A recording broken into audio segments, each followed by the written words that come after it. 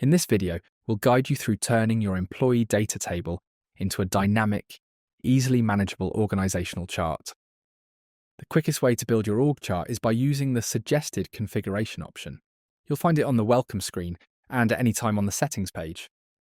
To get started, simply select your table from the drop-down menu.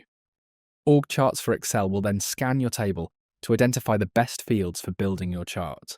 Your table will need to include two key columns: a primary key, which contains a unique value for each person, and a manager field, which identifies who each person reports to.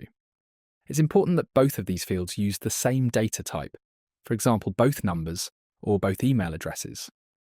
During configuration, OrgCharts for Excel will also detect other columns containing information you may want to display on your chart boxes, such as name, job title, and department.